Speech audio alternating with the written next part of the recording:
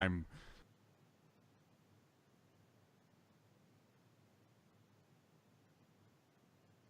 Cheers, mate. The Cavalry's here.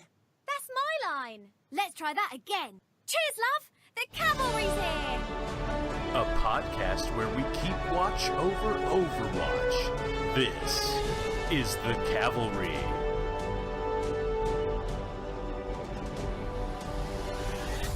What's up, nerds, and welcome back to the Cavalry, the show in which we keep watch over Overwatch. My name is Slambo, also known as Matt Zorns, and this is episode number 83. If it sounds like I'm smiling at all, it's because I definitely am. We absolutely have launched our live platform for the podcast, as we have now a live component on twitch.tv/The Cavalry Show. We're going to be live Wednesdays at 7:30 p.m. Central Time. And this is kind of round two, and I nailed the intro that time, guys, because the first time through, any of you who turned into the live cast, we actually had a bit of a technical issue the local audio recording was recording Tank and Mel, but the actual Twitch stream was not picking that up. So and then anyway, it's just been a mess. But I think we're officially rolling. I think we're officially live for our first inaugural live cast. So if you guys want to come join the live show, or again, twitch.tv/The Cavalry Show. I don't want to repeat myself too much. What the heck? I'm excited. I can't help it. I can't even contain it. We're going to talk about Overwatch today. It's not just about us being on camera now, which is definitely a hot topic, but I'm actually going to go ahead and introduce some people here. They're going to help me talk about Overwatch. So I'm going to introduce, first off, Tank Sword, also known as Stephen Parrish. Tank Sword, what's up? We've been here before. We're going in circles. You know what? We haven't been here before because last time you did this, you had a Space Jam tank top on, and now you got a hoodie. I don't know what you're talking about. That never happened. How are you doing, Slambo? You know, don't you put this back on me. We're not. You can't redirect. You can't just change out of a Space Jam tank top and not expect me to notice. I still have it on. It's just my apartment's freakishly cold. Here, I'll show it off. Look at that. Show it off. For all those. Nobody wants to see that, Tank. Cool out, Mel. Hey, I forgot to put the explicit and not safe for work tag on this episode. Oh no, what have I done? Do we have a show for you? That's right, we do. Oh my gosh. Anyway, we should probably introduce someone else and get as far away from Tank Zord as possible. And with that, we'll transition over to Mel Arena, also known as Melissa Schisler. What's up, Mel? Hey guys, I'm glad to be here. I'm kind of glad we're live, I guess. Yes, kinda was definitely the discussion me and you had before the show. My worst nightmare, though, is just what happened, is that we just had like a bump on the first run. And you know what? I guess all the prep we did, all the pre-meetings, all the test ones we did, things can still go wrong, you know. But yeah, we were nervous, Mel. We made it here. You're doing great. You're looking great. All the people at home finally can now creep on you officially. We can begin the Mel creepiness saga. Are you excited for that? No, I think I enjoyed the fantasy saga of where they could just imagine what I looked like, and now they have to actually know. Yeah. Okay. No, I mean, I don't know. I mean, they might be more happy. Maybe you're going to far exceed their expectations. No. We'll see. I don't know. It's possible. Tank doesn't think so. Tank. But Tank! And I think Bobby would, because he's married to you. You know. Sorry, guys. She's taken. Sorry, Bob. Wait. No. Sorry, everyone else. Bob won, so no need for him to apologize. So, anyway, I don't know. Yeah, we're here. We're live. I can't believe it. And we're going to talk about Overwatch. So not much is going to change for the audio component of the show, so don't expect a ton of issues or problems. But, I think at this point, we might as well maybe transition over to... Prepare for operations. So we're headed to our opening discussion, and this week with our opening discussion is actually a quick shout out in the chat. I do see that we have Big Fish in the chat. So from Overwatch Today hosted little event. We'll call it Podcaster Mania. It was a bit of a podcaster forum where Overwatch podcasters kind of got together to discuss different things, the state of the game, podcasting, and it was really just an awesome event that was put on by some really cool people. So I know Tank and Mel, you guys both were able to attend. Mel, you kind of on short notice got recruited to join the cause. I was way behind. I couldn't listen to it live. I was adulting. I was able to listen to it today, and I really enjoyed it. So I just wanted to get your guys' thoughts and talk about the event and how it went and how cool it was to interact with other podcasts. And we're going to start with Mel because Tank's got a look on his face that's making me nervous. It's always better to start with me. Come on now. That's just how I look. Exactly. I think that we had a great time. We got a lot of podcasts together, and I was really, really sleepy when Bobby woke me up and was like, "Hey, they want you on there too. We only have 9." And I'm like, "Oh man, you sure?" I'm real sleepy. But it was a great time. I was glad I woke up. We all had good conversation. And I think afterwards we got to play a 6-stack with some of the other podcast hosts. I know Bob was there, Wicked, Joran, Deathblow. I'm going to forget people, so I'm just not even going to go there. But it was a lot of fun. I had never played with Deathblow before, and he was the only one I hadn't never played with. Yeah, no, that's cool. And you get to kind of meet some new people, which is nice. But I thought it was really interesting, at least for me as an observer. I don't know if you got this, is that I definitely saw like every show's personality still kind of creep out, even in that panel format. And so I'm curious. Except for ours, right? No, you guys bled the Cavalry on there, just memeing out and trolling each other, and I don't know, some verbal air horns were in there too. But no, I wanted to ask you, when you were playing with them, was that interesting too? Because everyone's still at a very different skill bracket, right? Like not everybody's at the same place, so it was just kind of. Or were you guys trying hard? I guess that's probably the better question to ask. Yeah, I mean, not everybody's at my skill bracket, so I find it rough to play with all these other people, but no, totally kidding. We had, everybody was on their Smurfs, really, so we kind of just destroyed. At one point, this other 6-stack that we played against was like, "Okay, are you guys all just Smurfs? Like, what's happening?" And we were like, "No, sorry, gotta go." That's awesome. It's a compliment if someone calls you a Smurf. Right? It's like the ultimate. It's like being called a cheater or a Smurf is like, "Oh, I'm not, but thanks, appreciate it." It's always a compliment. But what about you, Tank? You definitely were there too. There were some shots fired at Blevins, and you pulled no punches. You were so stoked when Blevins got dunked on by Not Rob. That was hilarious to me. So I don't know. Tell me about your thoughts and tell me about that moment too. I have to preface this with the first full day of work that I've had off since February was that Saturday. So even though it was in the morning, I was far from awake. And even after that episode, I was only awake for a couple hours that day. So that whole thing was a blur. So I would like to take this moment to go ahead and apologize for anything that I said, because truthfully, I'm not even sure what came out of my mouth. I do remember there being some really good in-depth conversation about Overwatch in general, and all of the podcasts brought a lot of really good questions that I know some of them were ones that we all ask, but it was cool to have a lot of different opinions on it. I don't know. I think the whole process was cool. I just wish I would have remembered more. Do you remember what football team fans showed up? Not the Patriots. You do remember, buddy. You do know, bud. You remember. You freaking remember, my friend. So I will remember Patriots hate over anything else. I'm sorry, was there a Browns fan there? Do those exist? I think that's an oxymoron. You're looking at them. So. Oh, hold on. No. I have an answer for that. No, nobody wants to see that. I don't know. Oh, God. Last time he did this, there was, now we're live, Mel. This is not good. He could come back with a lot of things. This is what I'm talking about. I guess I'm going to let this happen. We should move on. I'm not. I'm going to let this happen. I was going to say, I'm going to let this happen. I don't know what awkward thing he's setting up. The people at home that aren't watching are missing out right now. I guess I'll take this time to say this, that all of our videos will immediately be uploaded to YouTube, and you can get a link to our YouTube channel via our Twitch page. The reason you can't get a direct link is we don't have enough videos or followers to get an official YouTube link just quite yet. So we'll work on that. If you want to find the YouTube page, So you guys can help us with that. Yeah, help us with that. Yeah, you know what?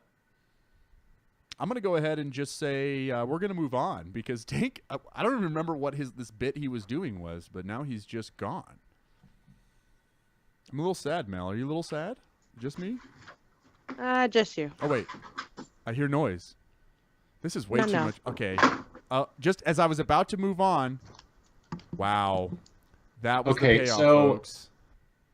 I didn't want to come back on screen, but I was taking too long. I've misplaced my rookie season Brady Quinn jersey. So I'm sorry for letting everyone down. Wow. Sucks to suck. You still got a Browns hoodie on. Can I tell a really random Brady Quinn story right now? I would love that.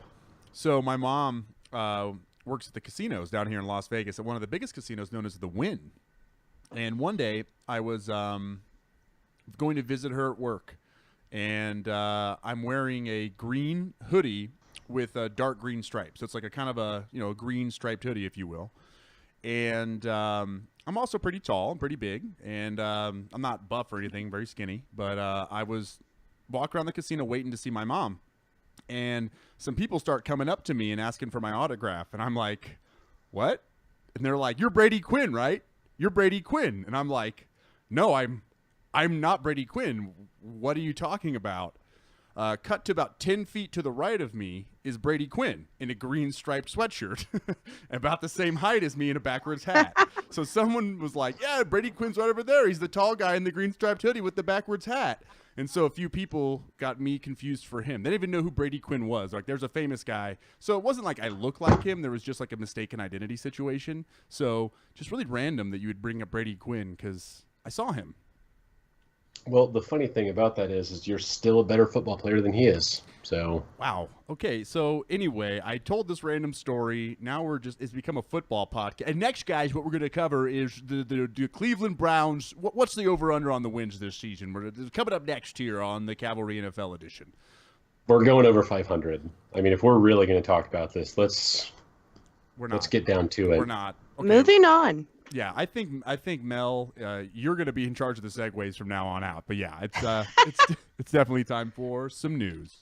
When I'm pushing the payload, I get my news from the Cavalry. That's right, we get our news from the Cavalry, and we've got some good news today. There's a lot of good information to talk about, and something that's kind of near and dear to my childhood, near and dear to my heart. And our first news article of the day is that Battle.net is here to stay. If Bobby steps on camera to give another Watchpoint Radio commercial, I'm going to fly to Kansas City and choke him out. So anyway, what I meant, sorry, that was all one sentence. Yes, Battle.net. So here, I don't know if you guys remember any of this in the past or what had happened, but basically Blizzard came out and said, hey, we're going to take the Battle.net branding away, and we're going to make it the Blizzard launcher, and we're going to kind of migrate away from the Battle.net moniker and name. And then as of yesterday, all of a sudden they're saying it's here to stay. So they saw the feedback from the fans, from the people that have been using the service for so long, and they're going to keep the Battle.net. So I don't know if you guys really care about this, but this was huge to me. And what are your thoughts, Tank?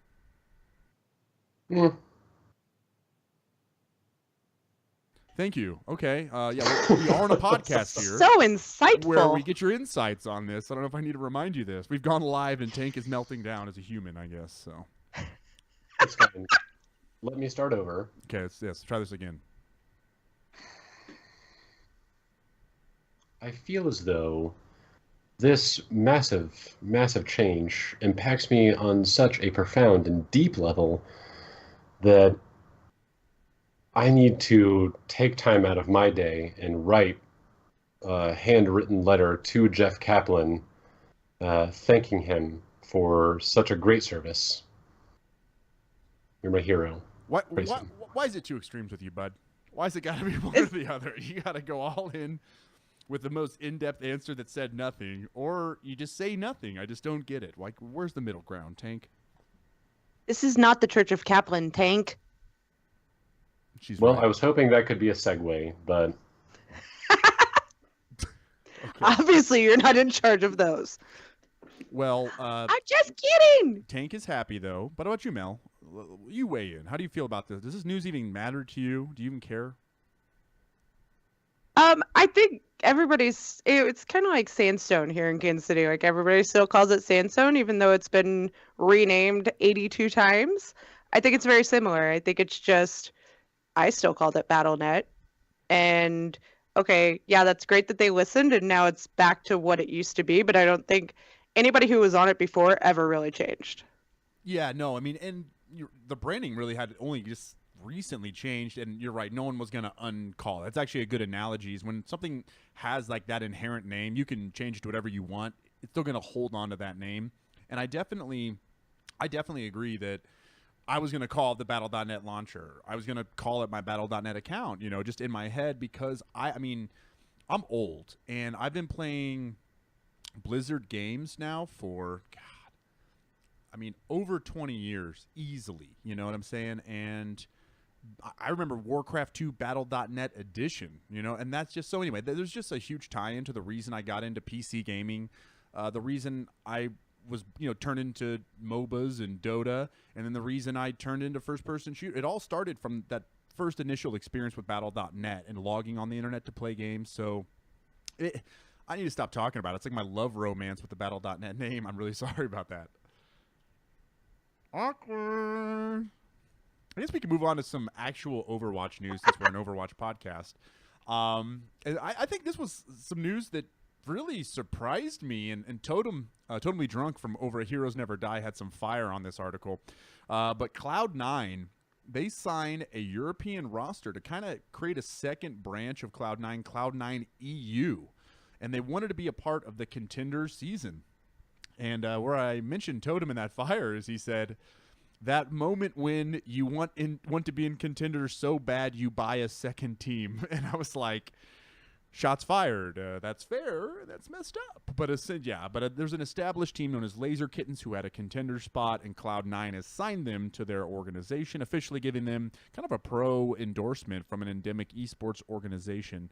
So, Melarina, what do you think about this? Is this something that either surprised you, or is this good news for Laser Kittens?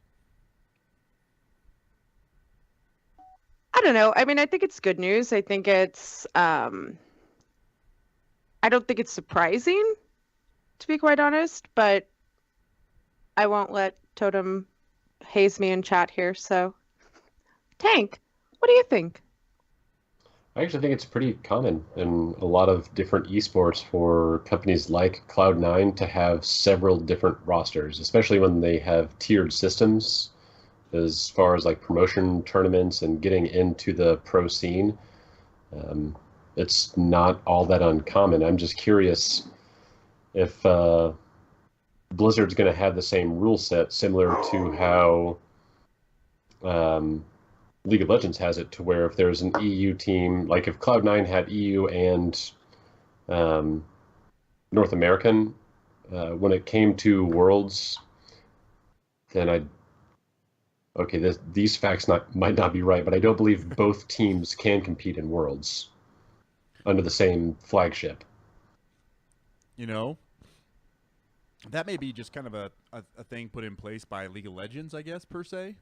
But, I mean, I could see, like, at the international, if there was, like, for existence, like, LGD and then LGD Forever Young. I think those are two, like, Chinese franchises. They could have played each other. And I think there would have been no issue with that, but the organization would have been stoked because they're getting first and second prize money no matter which way it went, I guess. Yep, and I think that's probably a good thing because there's going to be teams that are very well stacked, and you can see it in other esports. Like my information might be a little outdated, but in CS:GO, NIP was the team for a long time. You just didn't get to beat them. So it would suck to see Cloud9 stack a really solid team in both North America and EU, and then we see Cloud9 versus Cloud9 and it's always those two teams that are winning, one or the other. To me, that would be boring because then there's no rivalry. I mean, I guess there would be, but it wouldn't be the same as a different flagship going up against them. Makes sense. No, I mean, at least to the point of parity, I can see how, it's not. I mean, the implications can go either way, I guess, per se. So, I don't know. I guess I'm just more so excited for Laser Kittens and the players and the people, and for them to get a chance to possibly be on a better salary or have a better deal or be able to get more support, get the gamer house, whatever it is. I think that's all good news, no matter what the team is. So, but I mean, Tank, you do raise a good point though about kind of the viewership piece of it. But the next thing we're going to talk about is something that I've never made my wife do this before, but we were in the car and Totem sent me a message with a link. Now Totem was always going around the Discords, posting announcements, making sure everybody knows like the important news and the things going on within Overwatch. But he sent me a direct message and I was like, oh, this must be important. So I kind of paused all I was doing. I'm sorry, I didn't do that. I made my wife pause all she was doing because I was driving. I handed her my phone and I said, read me this article out loud. So I made my wife turn into like a book reader for me, just kind of read me this damn article because I just saw the title and I was so hyped up. And enough build up, I guess, but the Lunatic High roster is to represent Seoul, Korea. Oh my God, that's huge news. Or for the Overwatch League, I got to finish that sentence, right? So for Overwatch League, Lunatic High's roster is going to represent South Korea, Seoul. And they're going to be temporarily relocated to Los Angeles. So they're not a Los Angeles Overwatch team, but they're going to play and live here for this season. And then when things get to playoffs and teams have to travel to play other teams, then they would still go back to Korea and teams would travel to them. Or however that's going to work. A little bit of assuming in there. But this is amazing, is the fact that we're getting not just one of the best Korean team to represent Seoul for the Overwatch League, and they're going to be out in LA. We get to just, oh my God, the Overwatch scene in the southwest part of the country is going to be freaking lit. I mean, there's 2 official teams in Los Angeles for the Overwatch League. There's this team, Lunatic High, that's going to be playing and living in LA temporarily, and I assume we might see this with the Shanghai team or the London team or something like that. So anyway, guys, I was giddy. I screamed. I was freaking out. This is such a big deal to me. So, Tank, what are your thoughts? I know you don't watch a lot of Korean Overwatch, but we're all excited for the Overwatch League. So what's going on? I wouldn't say that I don't watch a lot. No, I don't watch a lot of it. I enjoy watching Korean pro Overwatch just because they're not afraid to pick really random stuff. But that's a whole other subject. Like Junkrat? Wait, what? I never said that. Actually, you saying Junkrat almost killed me. I was choking. Oh, sorry. That's okay. That's all it took, Mal. Keep doing that. I know. You get rid of him finally. That was messed up. I'm sorry, Tank. That's I knew. Here I am, just trying to I'm talk sorry. about a game. What were you thinking? Tell me your thoughts. No. You know what? I think we've lost our Tank privileges for a while. He's going to shut us off. Are we in trouble, Tank? Do you hate us? No. Oh. Anyway, so I think it's going to be really cool just for the Overwatch scene in general, just to have that level of skill on, U.S. soil. Not, gosh, I don't know. It's really tough to say. That's going to help us a lot just because they're going to be here for us to scrim with, and there's not going to be that discrepancy in latency. Damn right. So we're going to be able to learn a lot from them, and I think that's going to help us out pretty significantly. And I'm hoping that once they're here, maybe within the year we start to get into the same mindset that they're at, where we're wanting to innovate and try different things just to see if it works. Yeah, I mean, that makes sense. And I think you thought of something I didn't think of when you said it. I was like, iron sharpens iron, and we don't want this conversation to be, oh, well, the Overwatch League is cool and it's really fun to watch, but the best teams are in the Apex in Korea. I mean, I don't want that conversation. So this is going to take the best team, and you're right. It's going to kind of bring up the rest of the league. It's going to bring up that level of competition. It's going to change the practice habits, the preparation habits of everyone across the board. So the implications here are huge. And I didn't even think of that perspective of it. So you're dead right. Deep Thoughts with Tank is correct because you just went deep, bro. You shattered my mind. Mel, you got a tough act to follow. You better get to work. Oh gosh, Tank. No, I think it's really cool. I think it's good for the community. I think it's good for Overwatch League. I do think they're gonna come here and then everybody's still gonna think of them as not from LA, and then they're gonna leave us.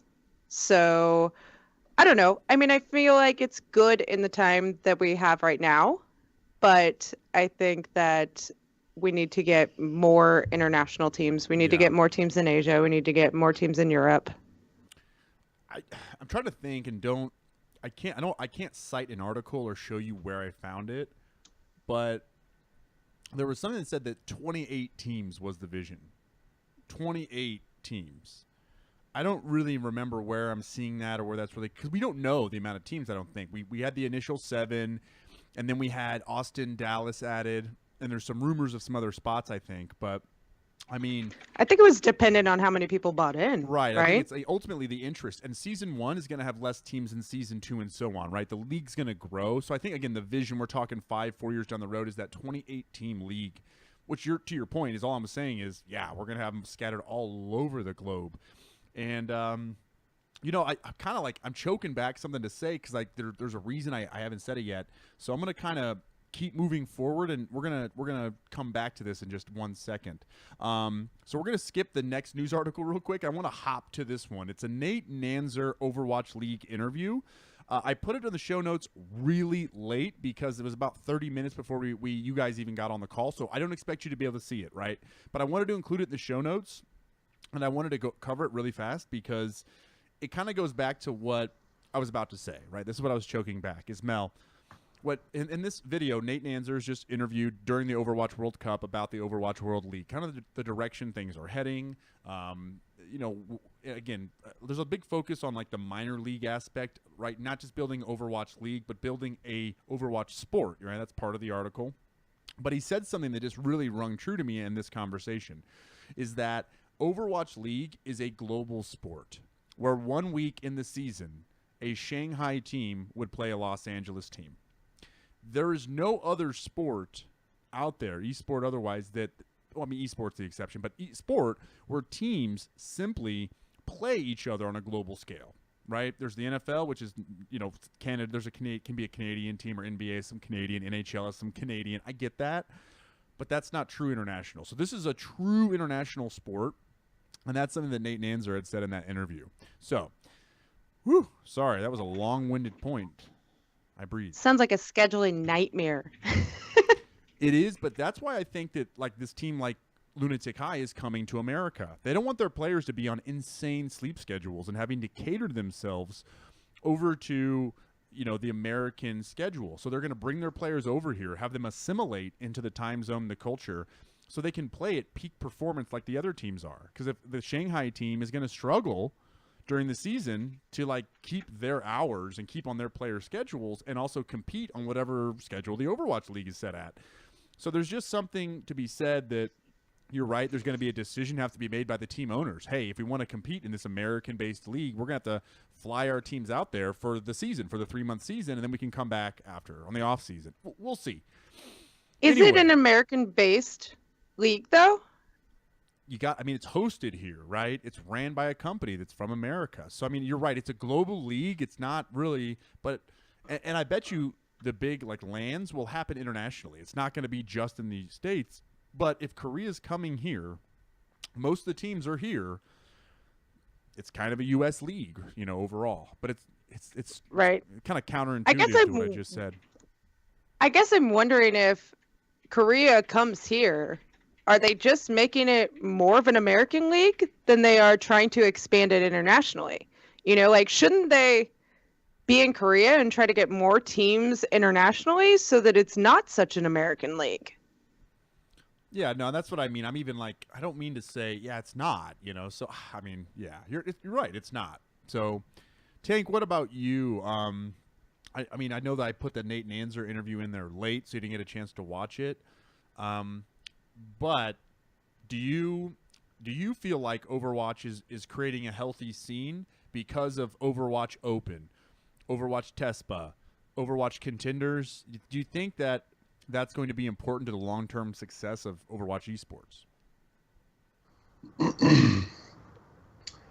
I think it's important to have, similar to what I've seen in other esports, those of which I won't name because I'm going to catch some heat as soon as I say it, but there to be like a regional qualifier, and then from the regional qualifier you go on to play at an international stage. So I don't know if that's fully what they have intended, but I think that would probably be a better way to do it. And that's a really good way for the Overwatch League to expand.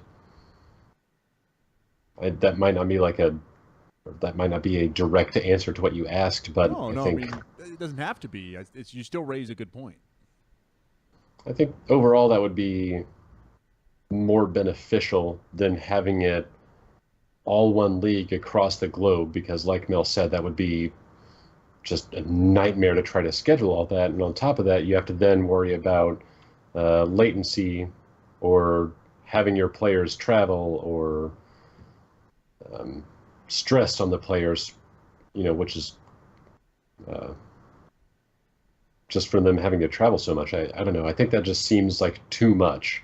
Whereas if you did it regionally and did it by season like the NFL, I think it would just be better overall. Yeah, I think that you're right. And the vision is probably to have like 28 teams. You're going to have an Asian, Korean, Southeast Pacific type of, league or division. You're going to have your American West Coast division, your American East Coast division.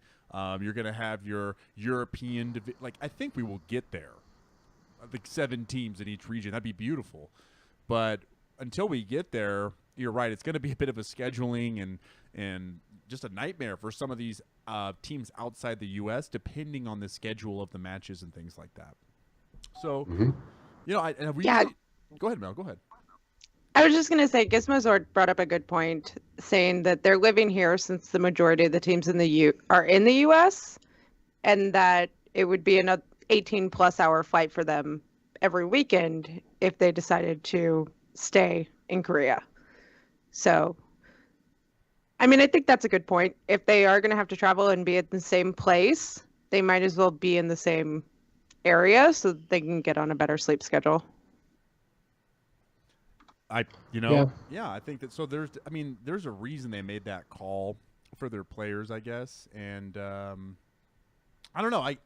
If I'm a player, I'm definitely not excited about uprooting, moving away from my family, coming to live in the States for a season, and then having to kind of go back and just live that jet lag life for a little bit. That doesn't sound that fun, but ultimately, if I'm chasing my dream, I'm going to sacrifice it all for the Overwatch League. And that's the beautiful thing, is that it's not for everybody.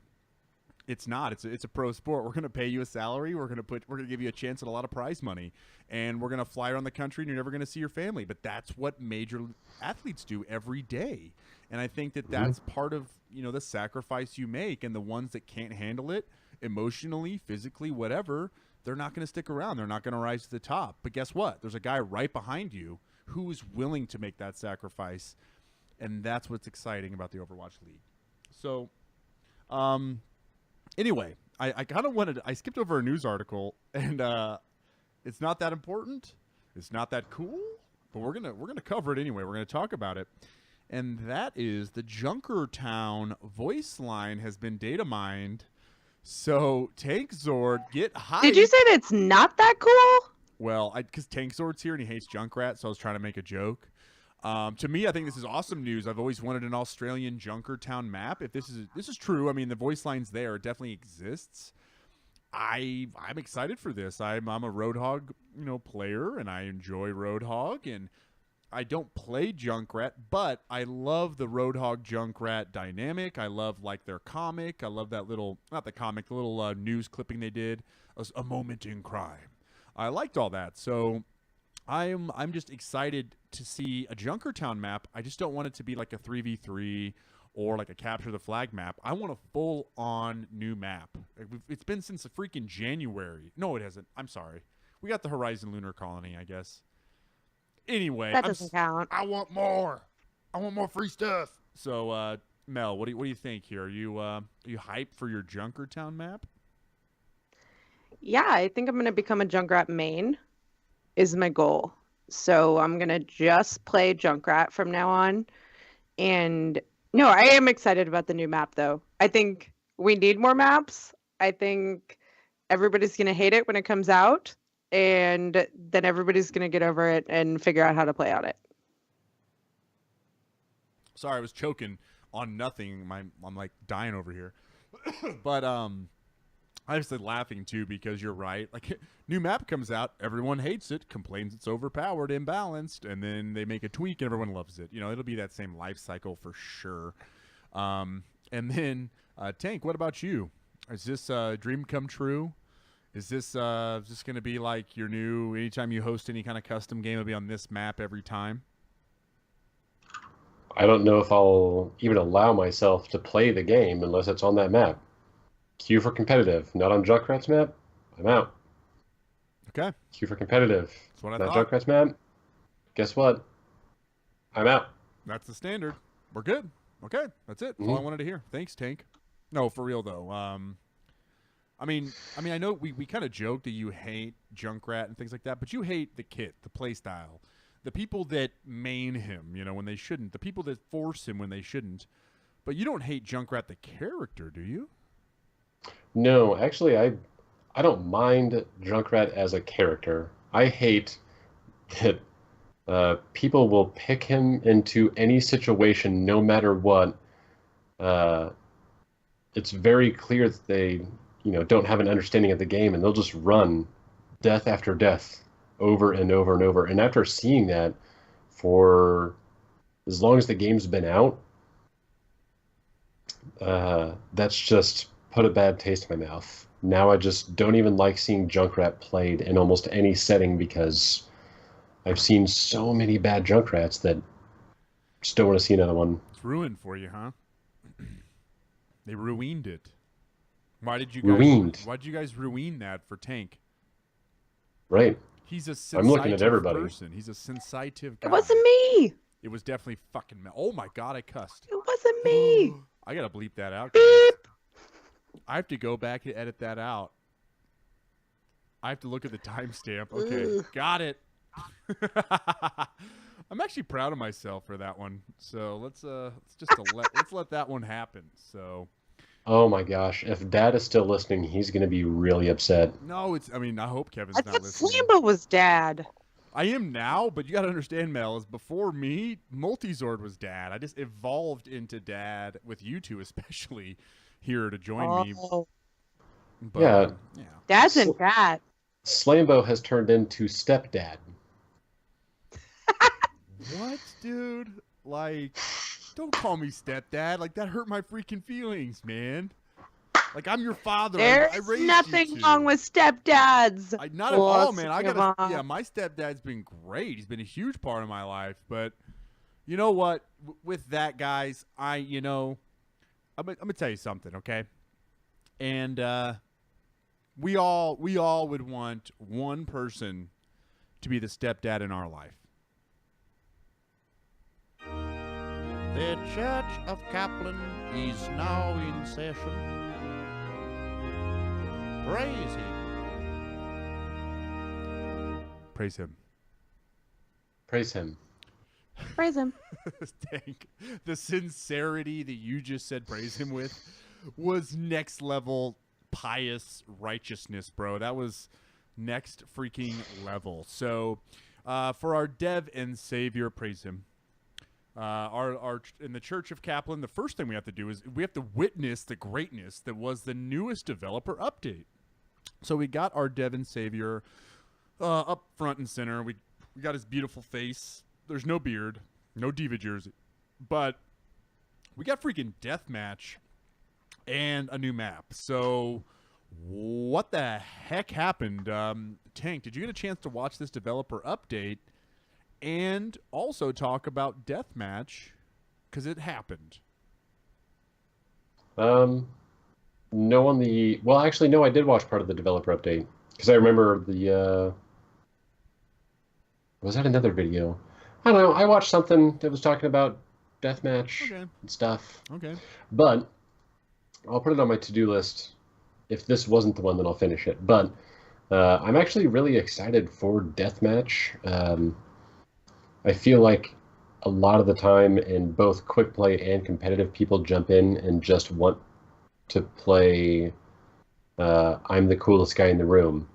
And I think this is this being in the game is going to be a good outlet for them. Kind of prune some of those people away from your game. So instead of them going right to competitive, they may queue for this deathmatch, and that's going to kind of keep them away from you. I like that logic. I like that a lot. I haven't got a chance to play it yet. Have you had a chance to play this, Tank? Have you had a chance to be an all-star on the PTR? Yeah, I played 2 games. 2 games. Did you win them both? No, I lost both of them. Okay, all right. I'm just curious if you're slaying dragons over there. Mel, you had to unmute your mic to get that laugh out? Is that necessary? Jesus.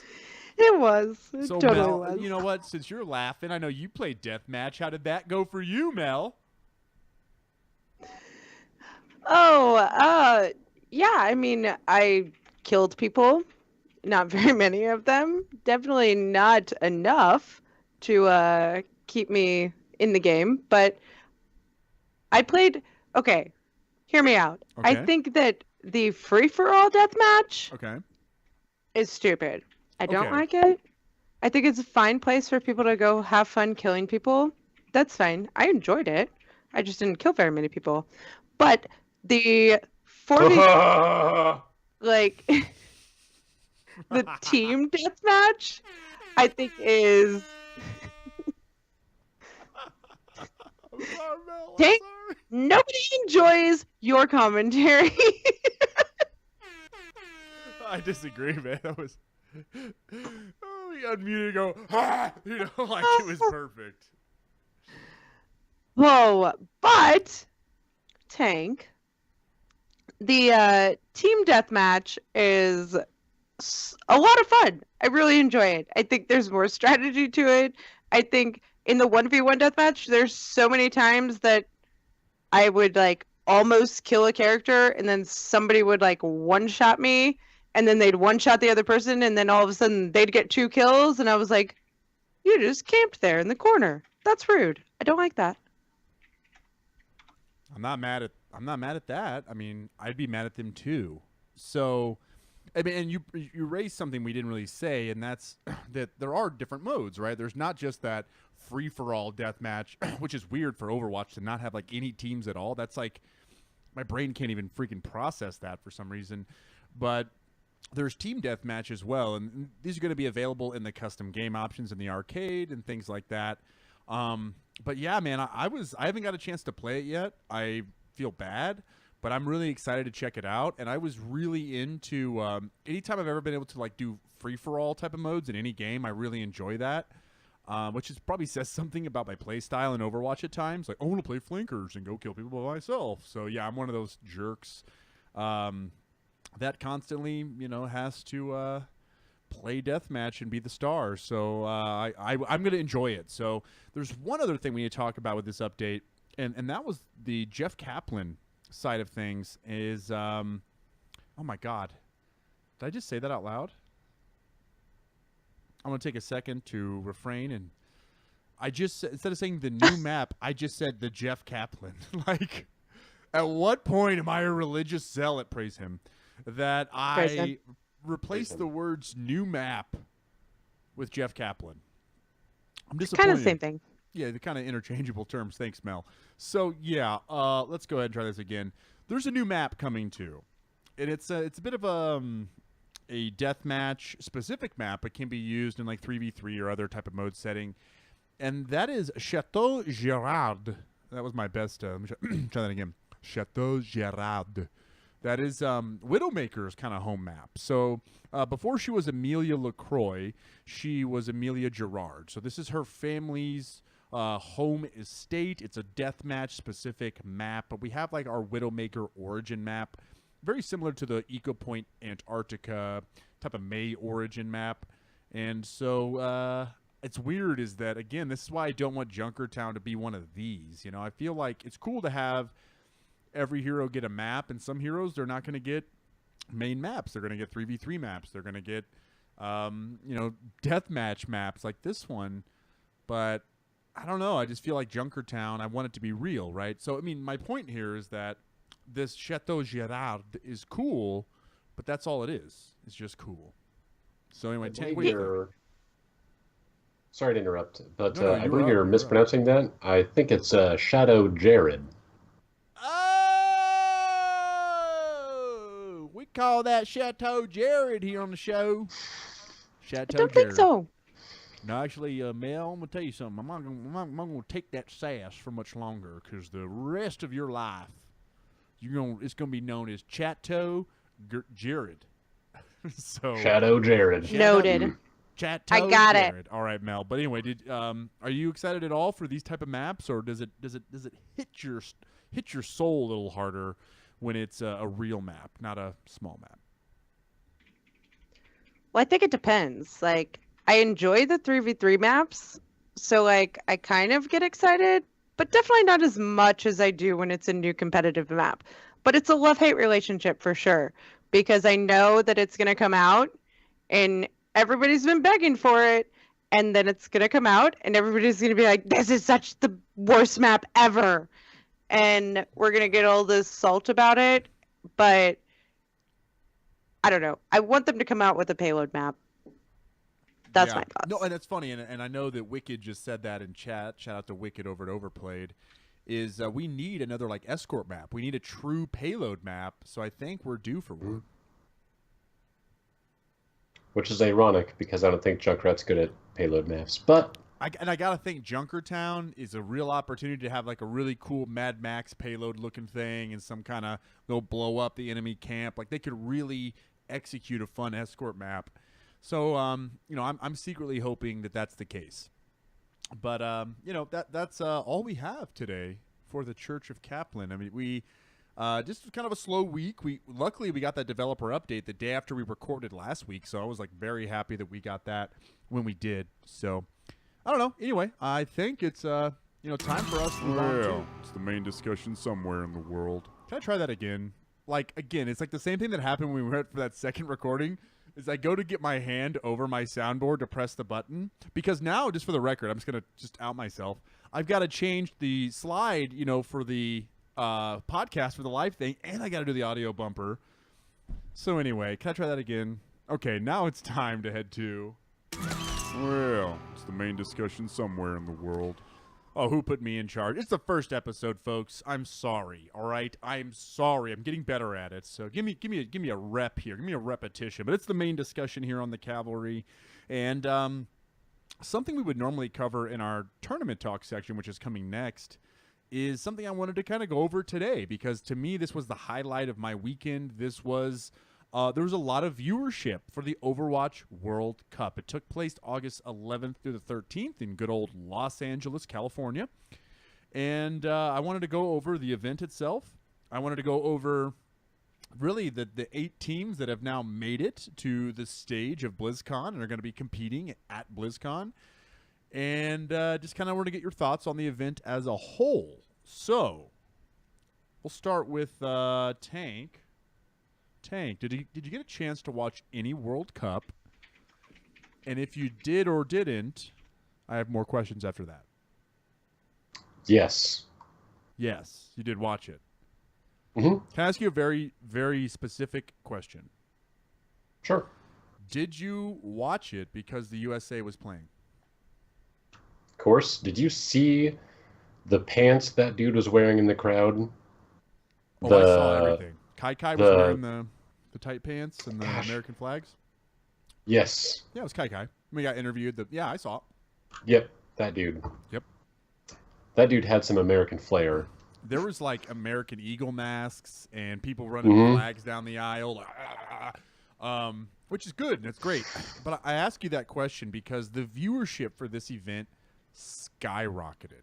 I don't know if you guys saw that, but like during the international at one point, it was the #1 watch game on Twitch, even over the international, which is the biggest Dota tournament every year. Now, again, for a very brief period.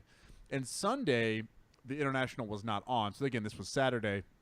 But basically, I felt like more people tuned in and paid attention because the USA was on camera. And you were probably one of those people too, right, Tank? And part of that gets me excited is that the regionalism that Overwatch League can get from that, right? Is that even if you are a fan of Boston or New York Overwatch League teams, if the final, if the final is Korea versus Boston, we're all going to cheer for Boston because they're from the States. You know, that's again, not you, Tank. You hate Boston. I get it. But that's my idea, is that it's going to kind of enhance that regionalism, or really the Overwatch World Cup shows that regionalism is working. And I don't know, I could see it working for the Overwatch League. So, Mel, did you get a chance to watch it? And do you think I'm crazy with my theory?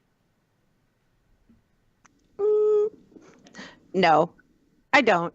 I did get a chance to watch it. I think there was one time that I just want to throw out here. You brought up the pants. There was one time where there was this like random guy in the background. Did anybody see this when they were watching it?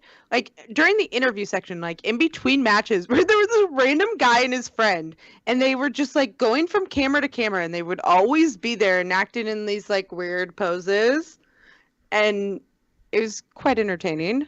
But I did not. I focused on that most. That's all you like could not unsee that. Well, I couldn't. They were great games though. No, like if I would have noticed, I really enjoyed distracted it too. But yeah, no, I'm sorry. No, go ahead. Go talk about the games. You did watch a lot because I know you don't watch a ton of esports with Overwatch all the time, and I don't blame you. We talked about this on the show a lot, but you did watch quite a bit of this. I did, and it was on my TV, streamed from my phone as I was making dinner and doing other things, and I got really into it. It was they were good matches, and then there was a couple not so great matches, but it was exciting to watch the USA, I think. And I think that just goes to show, like, if you're invested in a team, I think you're going to be more excited to watch them. And I was able to follow it better than I have been in the past, and I think that was a good sign. So I'm excited to see what comes. Yeah, it's a bummer that Overwatch takes multiple times of watching it to get used to it. It kind of does at times, especially for those that aren't into esports at all. It'd be a really tough game to just jump right into esports with. And then, I definitely, oh God, I was something else, but yeah, I dropped that part. But anyway, that doesn't matter. But I definitely was doing other things like you were at points, throughout the cast. But I still was super invested, and I still was listening very intently, and I was, excited to kind of see how all the things played out on that final Sunday.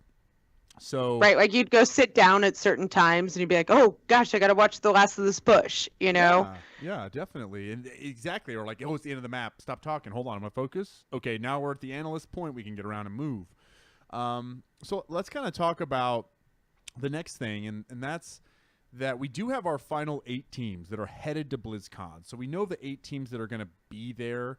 And as long as this bracket on the World Cup site is accurate, we kind of know who's going to play who. So I definitely want to go over those 8 teams really quickly with you guys. And then from there, I'd like to just get some kind of like your top 2, right? Instead of trying to go through all the predictions, kind of who's going to be in that grand final. So for me, I'll just go ahead and hit the teams up.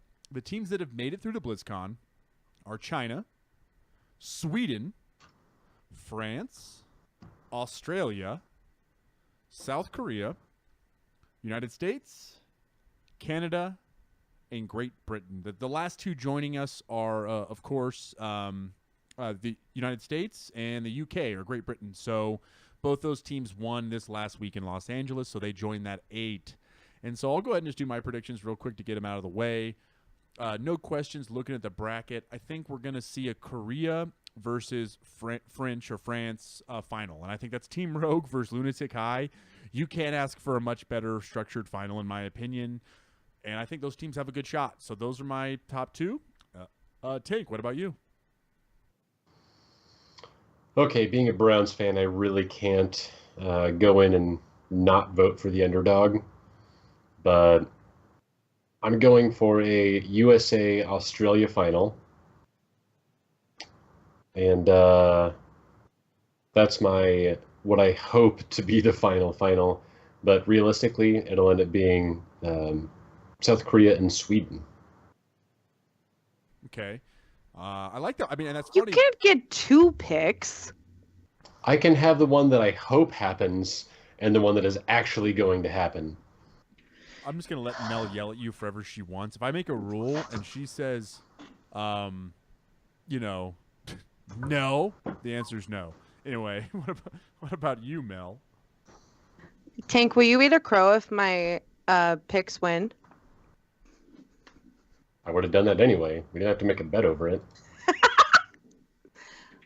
Okay. I pick USA Okay, USA. and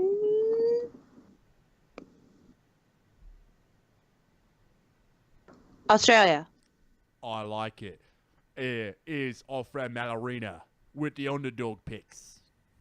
You honestly though, you're definitely that's what you do. You do the underdogs. You don't go hard for it.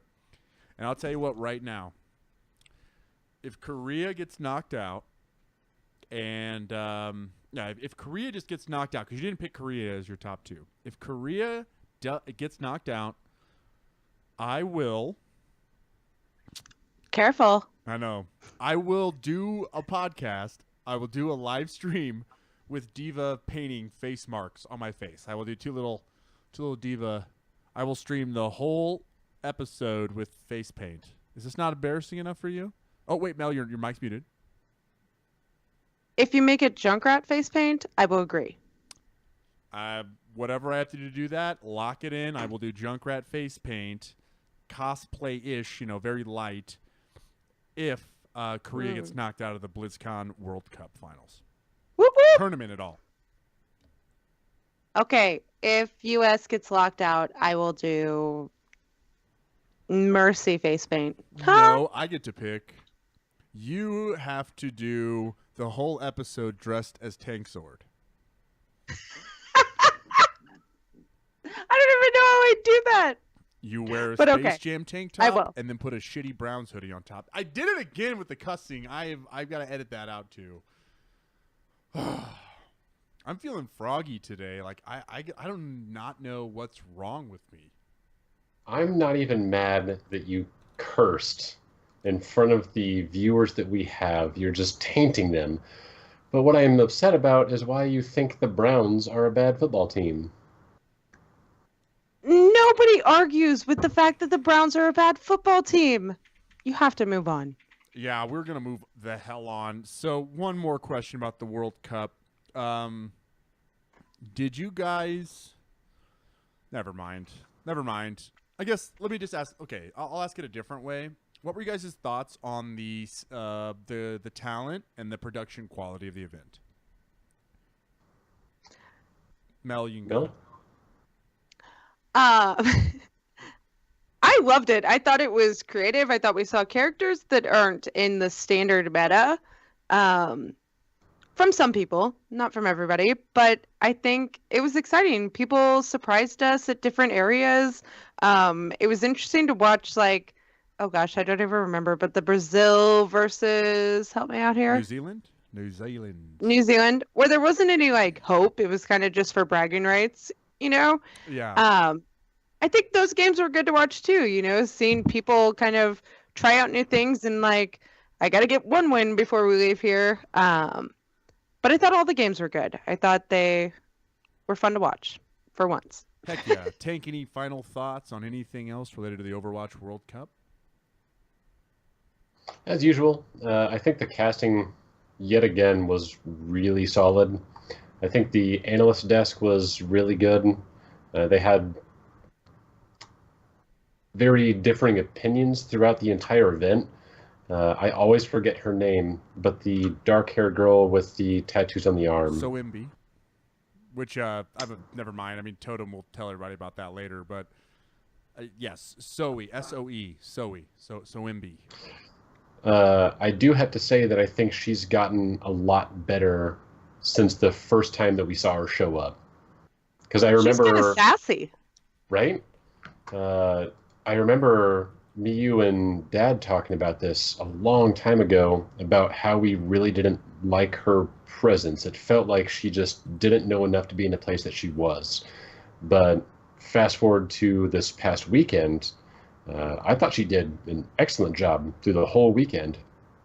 So overall, I'm pretty impressed with the analyst desk and the casters.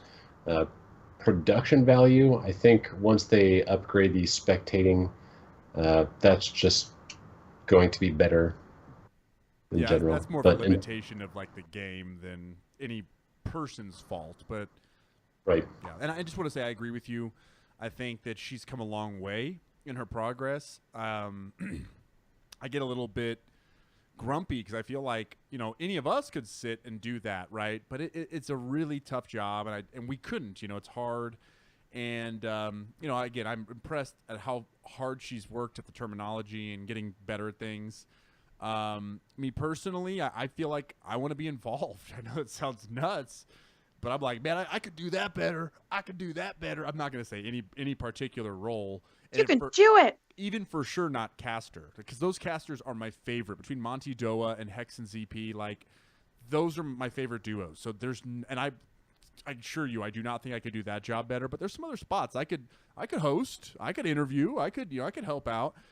Now, this is not me asking for it, but this is just, as I'm watching it, I don't just sit as a spectator and a fan of Overwatch. I'm sitting as like someone who's so invested in the scene and the production value and the people representing it. And I don't, again, maybe me saying I could do it, I'm not trying to come off and say I'd be better. I'm just so competitive. I want everyone to, I want the best product out there. I want everything to be so clean for anybody who's just turning in. I don't want any weird, awkward stuff. Again, that's just silly because our show is nothing but weird, awkward stuff. So I would not do a good job of that. But I'm just trying to say that I'm super invested in Overwatch's health and success. And I really, when I'm watching the event, I'm looking at everything with such scrutiny because I want it to be perfect. I want it to be great. I mean, let's be honest. The weird, awkward stuff is definitely on Tank and Mel's side. Air 5. Have you guys, did you guys see me start this freaking episode? Like, God. Anyway. Slaybo, really quick, would you say that you wanted to be the very best, like no one ever was? Tank, I think there's not a better time that we go ahead and transition to. Wow, we got right past him here. This is amazing. We've never had in years. Years of cats. That's right. It's tournament talk. Whatever we could do to get the hell away from what was ever about to happen. So we have changed segments, and we're going to talk a little bit about just a reminder. This is actually, we finally have a date. We've kind of had, the week of, right? That's been the news with Overwatch Contenders, but now we have a date. So Overwatch Contenders is back August 19th. So we're going to have our very first set of matches. It's going to take place at 10 a.m. Pacific time, 1 o'clock Eastern time on August 19th. We're going to have, Misflits. I'm going to take a second and just let that happen. No. Just roll with it. Just pretend like you said it right the first time. We're gonna call this episode going live with Misflits, because I cannot talk.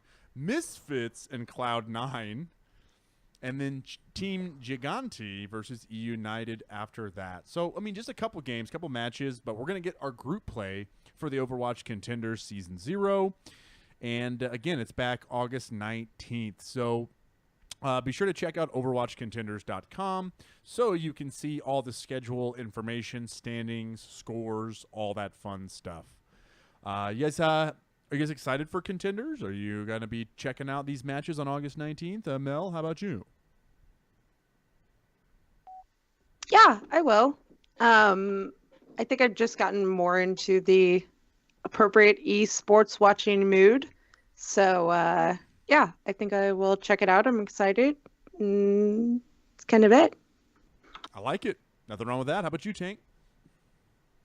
This week on the Cavalry, we're going to talk the Misflits. Misflits on the Cavalry. Misflits. Yeah, this name episode is a bunch of misflits for sure. So Lots of Misflits. Sorry, guys. I don't even know what you asked. That was just stuck in my head. It was killing me holding it in that long. oh man. I don't know what to say, guys. Are you going to watch the Apex Tank? Oh. Come on. Of course. Of course. Now that I'm at a point at work where even if I have to work late, it's usually just, I won't go into detail, but I'll have an extra monitor open to watch competitive Overwatch. So, Don't yeah, say things like that in case somebody is listening. yeah, my 58-year-old boss sits around and watches me on the internet. A, that's super creepy. B, if he plays Overwatch and hasn't told me yet, Rick, we have something to talk about. Rude. Yeah, Rick. C, right? And, well, that's pretty much it. But you get the point. I ran out I'll of be points, watching it. But god damn it, Rick.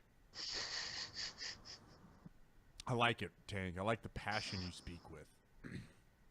Well, anyway, moving forward, some also news in the tournament talk section is that my God, why am I messing up words? Apex Season 4. I was trying to say the word season, cut off the S, and just said season.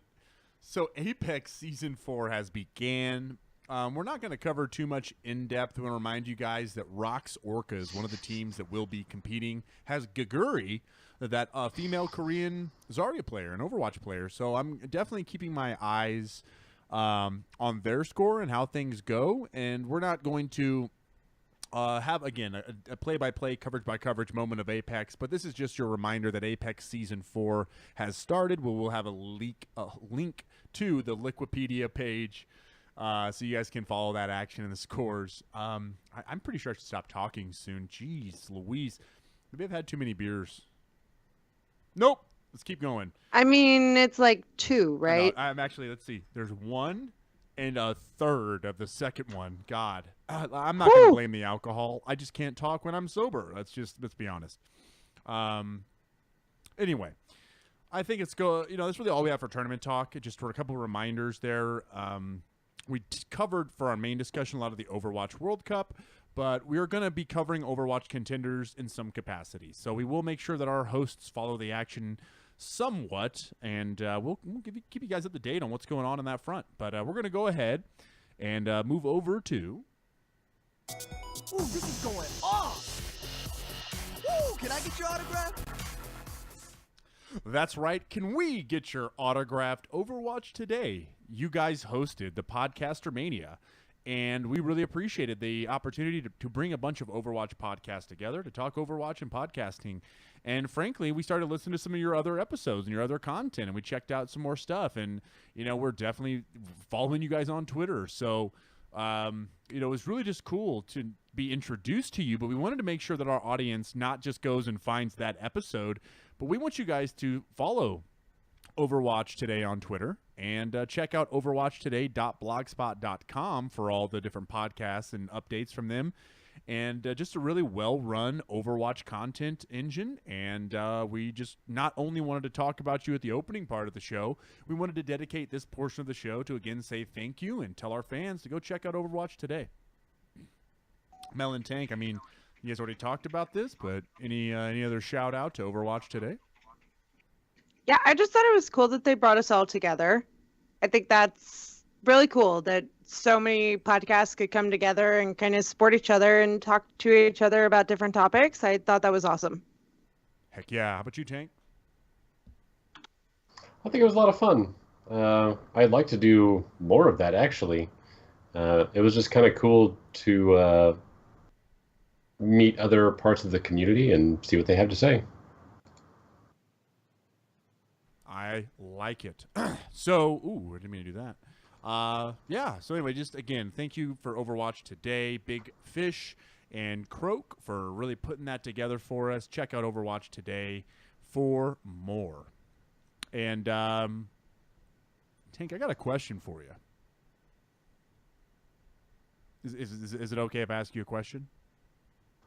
That's always okay. Good, because it's time for... Oh, good, another Junkrat main. This is going to go really well. Really? Really? Of course you're a Hanzo main. That's right. It's Tank Zord's Community Plea. Tank, what do you got for us this week? Whew. All right. Sorry, I had to get my rage pants on. Let's talk real life here, guys. There is no sense in putting in 45 hours of Reinhardt, and then when you go into competitive and you lock in Genji or Tracer and leave comms completely, I understand that that's the character that you want to play at that moment, but competitive isn't necessarily about playing the character that you want to play at that moment. It's about playing as a team and winning. So you're immediately putting your team at a disadvantage, which it even hurts saying that, because I don't want it to be in a position where people aren't enjoying competitive. But at the same time, at least for me and several of the people that I know, what I have fun in with competitive is being competitive. I don't really care what character I'm playing as long as there's some form of competition involved. If I'm in a game that, you know, I feel like I could do better on a healer and I want to heal and we have two healers that won't switch off, we're immediately... I don't want to say crippled because that's not the right terminology, but... At a disadvantage. Thank you. And it's about playing what you're good at. And people can tell, especially healers. I know Mel can attest to this. Being that your focus is on your team, you see how well people are playing and where they're at. And... I'm sure you've seen it here also, where you see someone playing a character that's not on their most played, even by a small amount, or not even close. And then you see them play, and it's just like watching a train wreck. And all I'm saying is, in competitive, the idea is to be competitive and win, not to jump in there and just play the character that you feel like playing at the moment. So have some wiggle room and play for the purpose of the setting. If I can argue with this just a little bit, because the only thing I think of is like, I'm a Mercy main. Thank you for the claps. I'm a Mercy main, and honestly, the only reason I have all my hours on Mercy and very few hours on other characters is because every time I try to play another character in comp, people say, Malarina, can you play Mercy? Or Malaria, can you play Mercy? Because that's what they like to call me. Malaria. I don't know why. I might have started that, and I apologize. No, you didn't. It's like apologize. People that come in a random chat. But, like, at what point do you think it's okay to play a character in comp? Like, how many hours in quick play would you like to see somebody have to play a character in comp? Or how many hours in other modes? You know what I mean? Like, what is the, like, if I go in and play Anna, I don't have a lot of hours on Anna. I mean, I have, you know, a decent amount, but I don't have a ton. If I go in to play Anna, they're going to tell me to switch to Mercy because I have more hours on Mercy. But how am I ever going to get better at Anna? Not even better, but, like, I think I'm a decent Anna. So, like, if we've got a team that's doing all right, why can't I play Anna? Well, I think that's where there needs to be some leniency also with it. Like, I had a couple games on Sunday morning where we had 4 people lock in DPS immediately. We had 4 random DPS. One guy picked Roadhog, and I ended up picking Anna. And I was looking at everybody's list of characters they play, and no one was on a character that they had a lot of hours in. And on top of that, it was 4 DPS and Roadhog. I've been trying to get better about not saying anything right away. Just like give it a few minutes and see how everybody's doing, and then make suggestions after that. So Good job, Tank. I'm trying. Baby steps. It's not going to be an overnight change, but yeah, that's where there's got to be some leeway. Like, I don't want to out the gate flame somebody for trying something different. Like that. I mean, the same thing happens with me. I would like to play, I don't know, McCree, but I don't have a lot of hours on McCree. So I would like to give it a shot, and I'm usually pretty quick to change whenever I don't feel like I'm contributing enough. Damn it, Slambo. Have I infected you with my lack of speak? My lack Now No, I've but got it. I agree. I try to change after. If I'm not doing good on Ana, I'm gonna change off Ana, right? But if I'm not doing good on Mercy and I want to change to Ana, everybody flames me. Yeah, that's because for the majority of the community is just awful at times.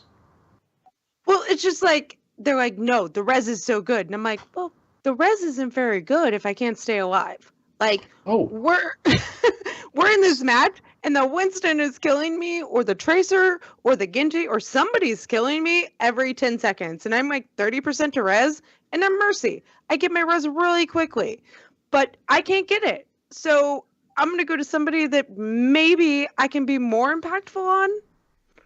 So it's funny you mentioned that, because I have played a ton of Ana recently just because I'm wanting to win games, so I'll just let people play whatever they want and I'll fill in, which 9 out of 10 times usually ends up being healers. So I locked in Ana while we had a Symmetra. I just wasn't in the mood to play Mercy. So we were on defense on Hanamura first round. And from the time that I locked in Ana, I was the last person on our team to lock in a character. From the time I locked it in, all the way to the enemy team running at us and engaging us right there at the first choke point of those doors, he would not stop saying, just switch to Mercy, please switch to Mercy. I was like, finally, I had enough. So it's like, listen, man, I'm going to do much better on Ana than I will on Mercy right now because I'm not in the mood to play her. He goes, whatever, we've already lost. So being that I was the only healer, I got my ult up crazy fast, and our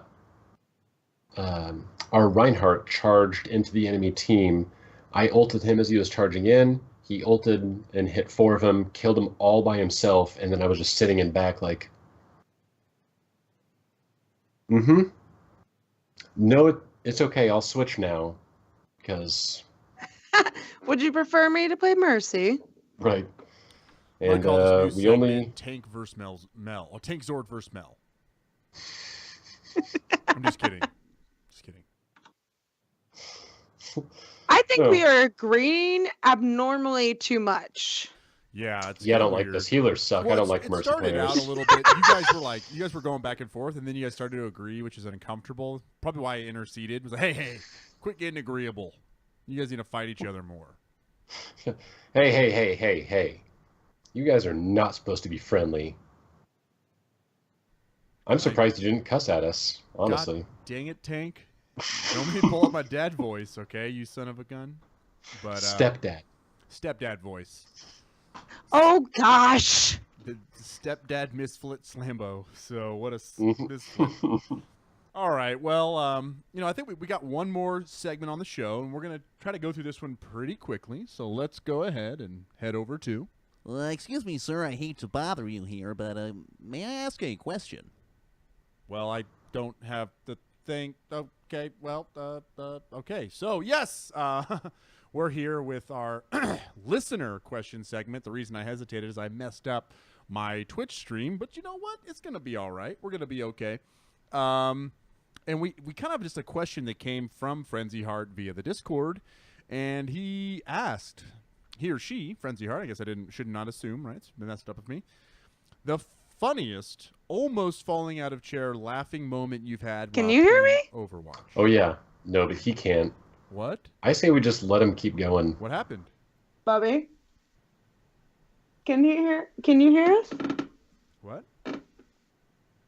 We can't hear This- Simba. This is awesome. Well, I assure you, by First- the way, am I back? Okay, There he good. is. Okay, because don't know what happened. Skype did mute. I don't know. I didn't even. I have a bind, but it's a keyboard bind. I didn't even touch my keyboard. You guys can hear me now, right? Yep. Uh-huh. So for some reason, my stuff. So anyway, the people that are listening at home have no idea. Okay, all right, the recording continues, but sorry about that. So I don't know what you guys didn't hear, but I was All of it. simply talking that. It's probably Tank. Yeah, Frenzy Heart via our Discord wants to know the funniest, almost falling out of our chair moment we've had while playing Overwatch, and we're going to try to answer this one pretty quick because we got Lords of the Storm starting soon. Slambo, I would love to hear what you have to say about it. You guys can hear me though, right? I'm not tripping.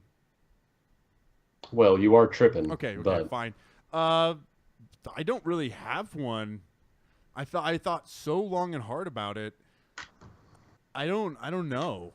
Like, other than the time that we played against Omniclab, and I didn't even know it until later. So I play games, and then a moderator from Omniclab was against us in a quick play, and I didn't even know. So later I felt bad, and there was some like weird smack talk or something. I don't even care, but I felt bad. I didn't really have a laugh out loud.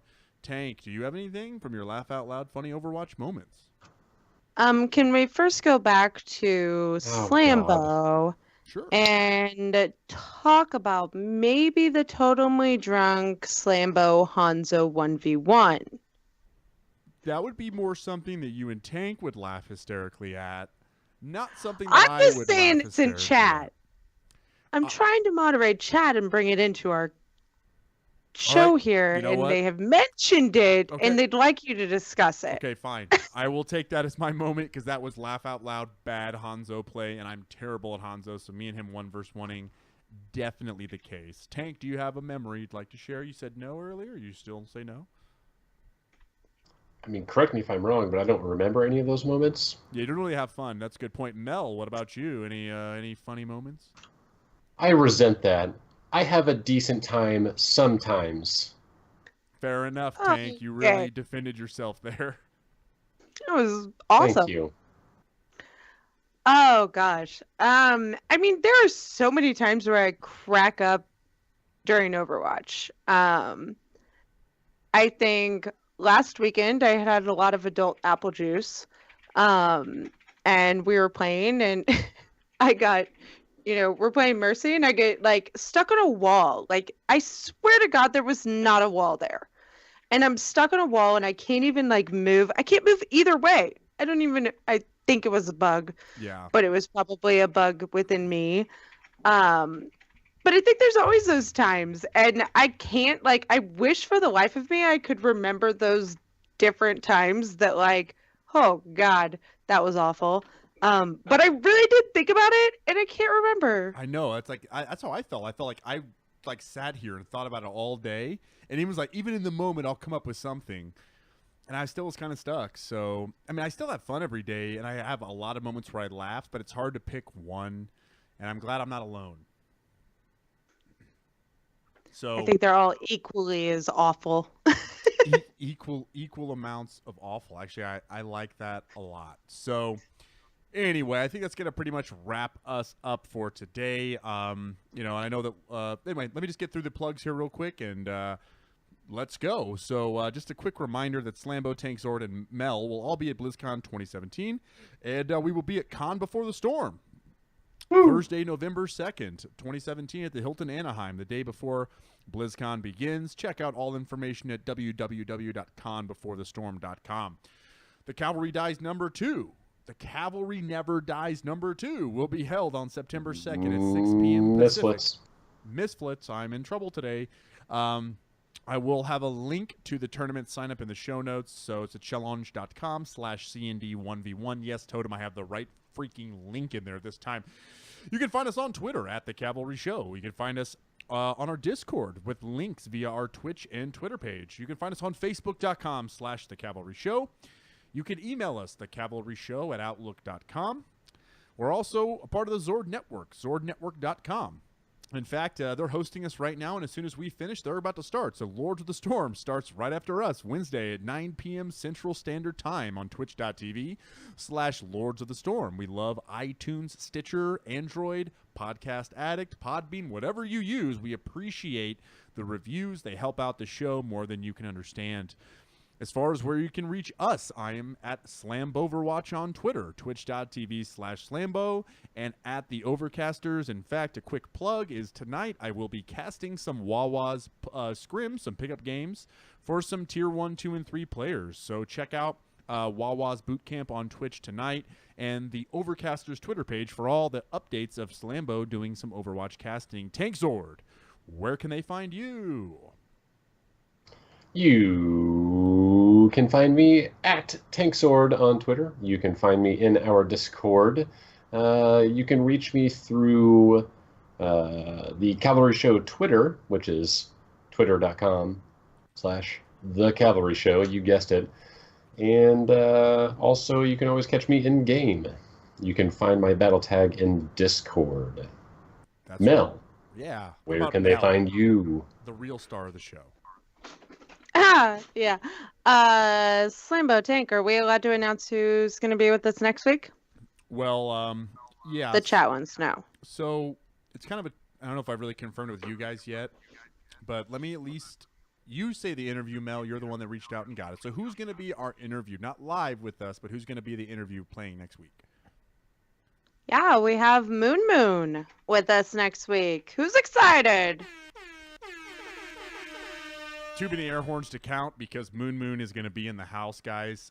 Huge Overwatch streamer. We're going to do an interview with him this coming Sunday, and we'll play it with a recording. We're not going to play it on the live broadcast, but we're going to have a guest, and I don't know if I confirmed with my co-host here and told him yet, but Squidzord from Heroes Never Die is going to be our guest on the show next week. He's going to join us on the Cavalry. And so anyway, please tune in next week for both the Moon interview and having Squidzord on as a guest. And just be ready for the memes, ladies and gentlemen. And I don't know. I think that's going to pretty much wrap us up for today here on the Cavalry. Thank you guys again for tuning in. And you know where to reach us. And, God, we should probably just get out of here. Thanks, guys. Thanks, Gabe, for giving the suggestion. Woo! We did it, guys. Time to dance.